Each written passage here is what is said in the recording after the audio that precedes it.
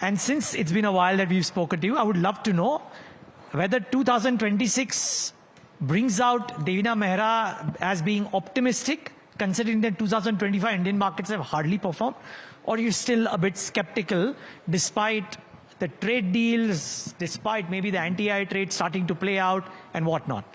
So even before the trade deal, or for that matter, the budget, my view was that 2026 may well be, at least in probability terms, better than 2025. And the simple reason being that for the first time on television, on digital media, I saw all let us say people from my industry enumerating the risks in the market. Normally everybody is only selling the quote-unquote India growth story.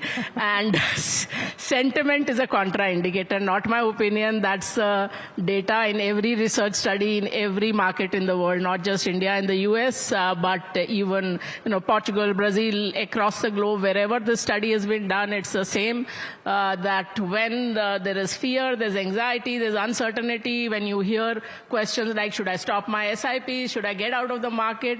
The next period returns are above normal in terms of probability. And it is when you have very, very buoyant sentiment, as was the case the first 8-9 months of 2024, when people thought 30% compounding was there for the taking. I mean, I actually had family officers telling me this, that I don't have unrealistic expectations. I'll be happy with 30% compounding. I said, that is an unrealistic expectation. But I had my RNs telling me that, people are saying that, आपकी madam सुनने में तो अच्छा लगता है, but वो तो mother Teresa की तरह बात करती है. आप क्यों रिस्क की बात कर रहे हैं when everybody wants small cap scheme and make some money? People said, I want to take high risk and get high returns. I said, only thing certain with high risk is high risk of losses. Nobody is guaranteeing the high returns. But at that time, nobody wants to listen to that. And that's why that whole somewhat you got zero returns. And actually 2025, the indexes don't even capture the pain in the market, because while, for instance, the BSE 500 was up, the median stock was down. 57% of the stocks were down. 40% were down more than 10%.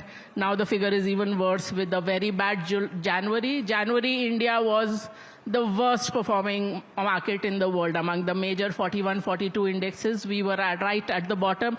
And the sad part was that the top 5 were all emerging markets. So this has been a boom time for emerging markets, and still we have not performed. But as I said, just because the sentiment is bad, maybe that is the good news. And that's been my view, that I never give a 1 year, never have given a 1 year index projection either in January or the beginning of the new Samvat. But certainly, I would say that things don't look quite so bad. My recommendation has been A, never have 100% in equity. B, that whatever is your equity allocation, certainly not time to sit it out. You should be invested. Maybe not in the same old stocks that you have in your DP, but you should be invested. Wow. So that's Devina, what I love about Devina is you always tell it how it is. It's unvarnished. So when Devina is saying that things are not so bad, that means you can probably expect a very positive turn.